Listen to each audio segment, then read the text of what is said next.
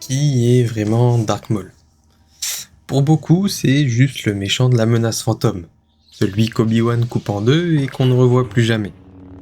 Ce qu'on ne te dit pas, c'est que sa vraie histoire commence exactement à ce moment-là. Et donc pour comprendre qui il est vraiment, il va falloir remonter bien en avant, à une planète sombre appelée Dathomir, gouvernée par un clan de sorcières, les Sœurs de la Nuit. C'est sur cette planète que naît Maul, fils de Mère Talzin, la guide spirituelle des Sœurs de la Nuit. Il a deux frères de sang, Féral et Savage Opress. Une famille, un foyer, une vie possible. Sauf que tout ça va lui être arraché avant même qu'il puisse en profiter. Palpatine arrive un jour sur Dathomir lors de ses recherches sur le côté obscur. La mère de Maul, qui veut sauver l'un de ses fils d'un destin cruel, y voit une opportunité. Elle supplie Sidious de le prendre avec lui. Sidious accepte, non pas par bonté, mais parce qu'il perçoit en lui un potentiel rare. Son propre maître, Plagueis, autorise l'arrangement, mais pose une condition. Maul ne sera pas formé comme un vrai apprenti Sith. Il sera formé comme une arme. Dès le départ, Maul n'est pas un être aux yeux de son maître. Il est un outil. Sidious cache le jeune Maul sur Mustafar, où il est élevé par des droïdes insensibles et froids. Pas de mère, pas de frère, pas d'affection.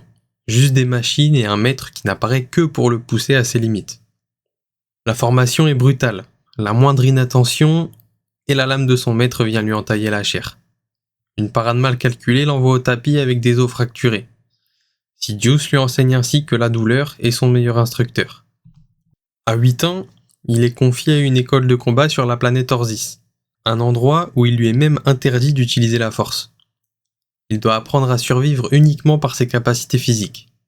À 15 ans, il réalise le meilleur score de toute l'école lors d'une semaine de survie en milieu hostile. Pas parce qu'il est chanceux, mais parce qu'il n'a jamais connu autre chose que ça. Le résultat après toutes ces années, un homme taillé pour tuer et incapable d'autre chose. Ses tatouages, son apparence terrifiante, tout ça, c'est pas une identité qu'il a choisie. C'est l'uniforme qu'on lui a mis de force depuis l'enfance. Et c'est avec tout ce bagage qu'il débarque dans la menace fantôme en 1999.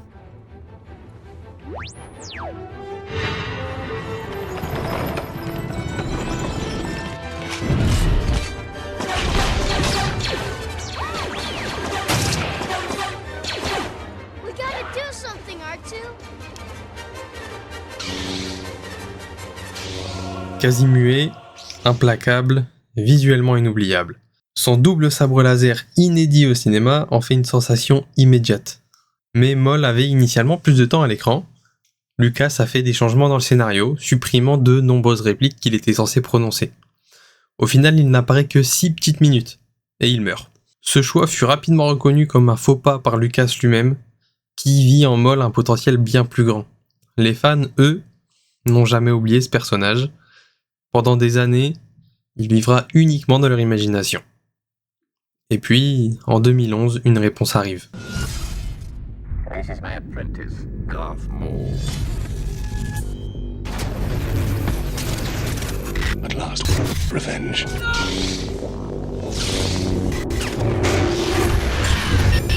Sith Lord.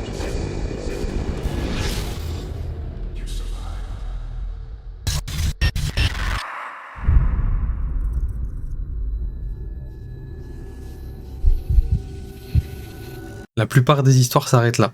Sauf que Maul, lui, refuse de mourir. Et ce qui va suivre est probablement la trajectoire la plus folle de tout l'univers Star Wars. En 2011, George Lucas décide de ramener Maul dans The Clone Wars.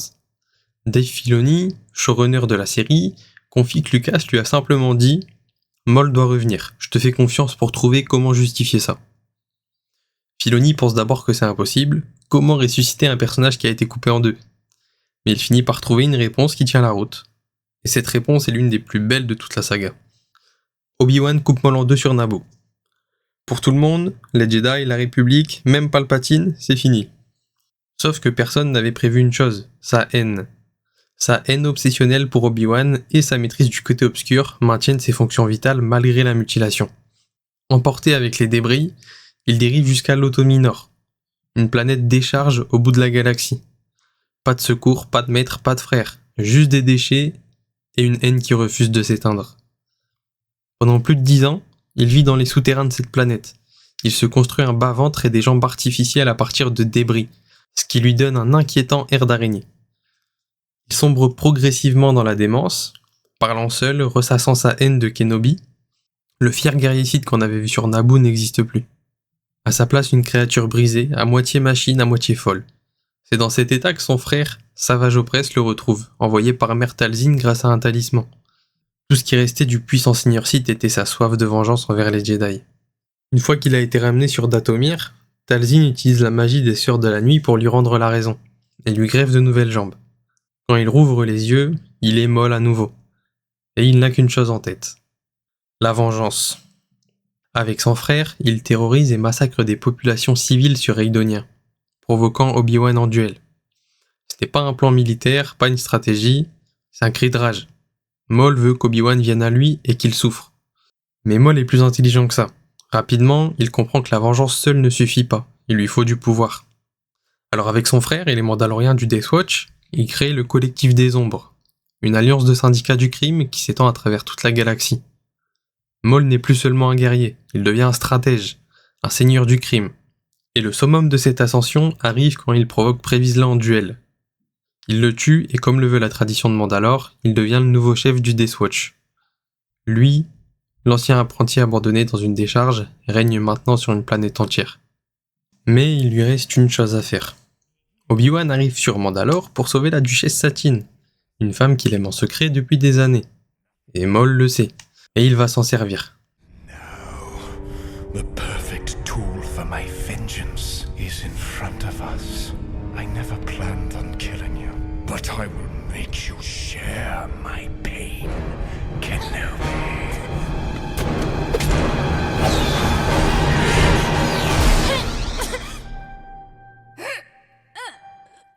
Devant Obi-Wan impuissant, Maul transperce Satine avec le Darksaber. Elle tombe dans les bras du Jedi et lui dit qu'elle l'a toujours aimé. Maul ne cherchait pas à tuer Satine, il cherchait à briser Obi-Wan. Et il y est arrivé. Sauf que cet acte attire quelqu'un que Maul n'avait pas invité. Cet acte crée une onde dans le côté obscur que Palpatine perçoit depuis Coruscant. Le Seigneur Sith en personne se rend sur Mandalore. Lors d'un combat à 3, il tue Savage Opress, le seul proche que Maul avait.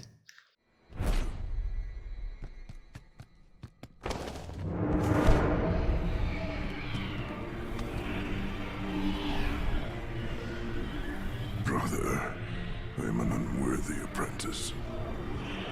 I'm not like you. I never was. Il désarme Maul et l'épargne mystérieusement, en disant qu'il a d'autres projets pour lui. En une seule scène, Maul perd tout. Son frère, son pouvoir, sa liberté. Et il réalise quelque chose de terrible. Depuis le début, il n'a jamais été qu'un pion. Battu par son propre maître, sans titre, sans armée, sans but, Maul aurait pu disparaître là. Au lieu de ça, il a choisi de devenir autre chose. Peut-être quelque chose de plus dangereux encore. Après Clone Wars, Maul s'échappe de la captivité de Sidious grâce à ses partisans mandaloriens. La République s'effondre, l'Empire prend le pouvoir, et Maul disparaît dans l'ombre. Mais loin d'abandonner, il reconstruit. En silence, sans titre Sith, sans armée officielle. Juste lui, son intelligence et une obsession qu'il ne quitte jamais. C'est dans Solo, A Star Wars Story, qu'on le retrouve pour la première fois au cinéma depuis La Menace Fantôme. Dans la dernière partie du film, le personnage de Kira utilise une bague pour convoquer une apparition holographique de Dark Maul. On apprend alors que c'est lui qui dirigeait réellement l'Aurore Écarlate, le syndicat du crime pour lequel travaillait le protagoniste du film sans le savoir. Une apparition brève, mais qui dit tout. Maul tire les ficelles depuis l'ombre. Il est partout et nulle part. Ce qui est savoureux, c'est que cette apparition a été décidée en cours de route. Après le renvoi des réalisateurs originaux, Phil Lord et Christopher Miller, remplacés en urgence par Ron Howard, Maul s'invite dans un film qu'il n'était pas censé habiter. Cette période, entre la fin de Clone Wars et Rebels, c'est la plus méconnue de sa vie. Pas de guerre, pas de duel épique, juste un homme dans l'ombre qui tisse sa toile, reconstruit son empire, et attend. Maul a tout reconstruit. Un empire, une influence, un nom. Mais au fond, une seule chose le ronge depuis 30 ans. Un seul visage. C'est celui d'Obi-Wan Kenobi. Des années passent, Maul survit à l'ordre 66, survit à la chute de la République. Mais il est traqué, par les inquisiteurs de l'Empire, par ceux qui l'a trahi, et par son propre passé. Son vaisseau finit par s'écraser sur Malachor, un ancien monde Sith, et il y reste coincé pendant des années. C'est là qu'un jeune padawan nommé Ezra le trouve, errant parmi les ruines. Maul se présente simplement comme le vieux maître. Plus de titre Sith, plus de Darth. Il a renoncé à ce nom depuis sa trahison par Palpatine. Juste un homme seul, sur une planète morte, entouré de fantômes. Il se lie avec Ezra, travaille avec lui pour récupérer un holocron Sith dans les profondeurs du temple. Mais comme toujours chez Maul, derrière chaque main tendue se cache une arrière-pensée.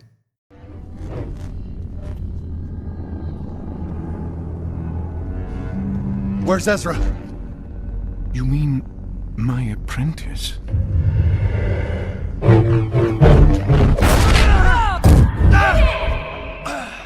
Il révèle ses vraies motivations, aveugle Kanan, le maître d'Ezra, et tente de prendre le contrôle du temple. Maul n'a jamais changé. Il manipule, il utilise, il trahit. C'est tout ce qu'on lui a appris à faire. Mais quelques mois plus tard, Maul revient. Il prend l'équipage du Ghost en otage pour forcer Ezra à combiner l'holocron Sith avec un holocron Jedi. Le rituel est violent, intense. Les deux reçoivent des visions, notamment celle d'une planète avec 2 soleils, une planète que Maul reconnaît immédiatement, Tatooine. Et sur cette planète, quelqu'un qu'il cherche depuis des années. Il ordonne qu'on interrompe le rituel pour garder l'information pour lui seul. Ezra, lui, ne voit rien de précis. Maul murmure, il est vivant, en s'enfuyant. Sur Dathomir, grâce à la magie des Sœurs de la Nuit, Maul confirme ce qu'il soupçonnait. Obi-Wan Kenobi est vivant, caché sur Tatooine. Après toutes ces années, après tout ce qu'il a traversé, il va pouvoir terminer ce qu'il a commencé sur Naboo. Maul arrive sur Tatooine, mais trouver un homme qui ne veut pas être trouvé sur une planète entière, c'est une autre affaire. I can see him in my mind's eye. Kenobi. Kenobi! Il erre dans les sables, perdu, criant le nom de Kenobi dans le désert. C'est une image poignante et pathétique à la fois. Cet homme qui a régné sur Mandalore, qui a défié Palpatine lui-même, réduit à errer sous 2 soleils en appelant son ennemi. Il n'est plus un seigneur, plus un conquérant, il est juste quelqu'un qui n'a plus que ça. Le duel qui suit est l'un des plus courts et des plus intenses de tout Star Wars. Dave Filoni a expliqué ce choix. Cela exprime la différence entre les Jedi et les Sith. Les Jedi deviennent désintéressés. Les Sith, eux, restent égoïstes.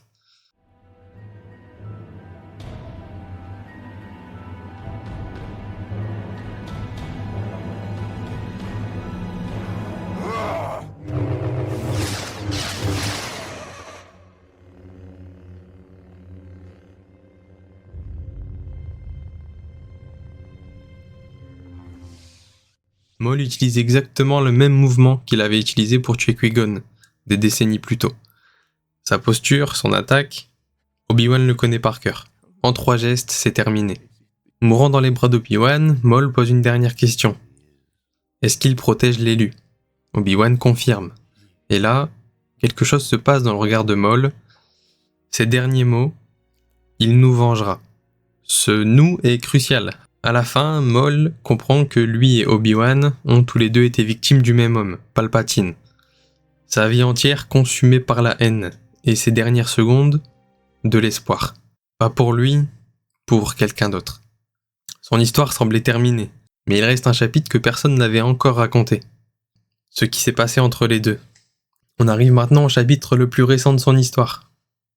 Maul, Seigneur de l'Ombre, se déroule juste après The Clone Wars, sous le règne de l'Empire Galactique. C'est le chapitre manquant, ce que Maul faisait entre la fin de la guerre des clones et ses apparitions dans Rebelle et Solo. Et c'est un chapitre que personne n'avait encore raconté de cette façon. La série utilise d'ailleurs des idées originales de George Lucas sur ce que Maul aurait dû devenir. Disney présente la série ainsi. Maul ourdit un complot afin de reconstruire son syndicat du crime sur une planète encore épargnée par l'Empire. Là, il croise le chemin d'un jeune padawan Jedi, désabusé, qui pourrait bien être l'apprenti qu'il recherche. On retrouve exactement ce qui fait Maul. La manipulation, l'ambition et cette obsession qui ne le quitte jamais. Les créateurs ont été clairs. Il ne s'agit pas de réhabiliter Maul, mais de comprendre les logiques internes d'un personnage façonné par la violence et la perte. La série est disponible en ce moment sur Disney+. Je vous laisse donc la découvrir par vous-même, parce que certaines histoires méritent d'être vécues, pas racontées. Maul n'est pas un méchant, c'est le produit d'un système qu'il a brisé avant même qu'il puisse choisir qui il voulait être. Arraché à sa mère enfant, formé pour tuer, remplacé comme un outil cassé, toute sa vie, il a cherché quelque chose, la vengeance, le pouvoir, un apprenti, un sens. Et ses derniers mots, mourant dans les bras de son ennemi de toujours, c'était de l'espoir. Pas pour lui, pour quelqu'un d'autre. C'est ça qui fait de Dark Maul l'un des personnages les plus tragiques de Star Wars. Et c'est pour ça qu'on n'arrive pas à le détester vraiment. Je vous remercie de m'avoir écouté, c'était Martin, et que la force soit avec vous.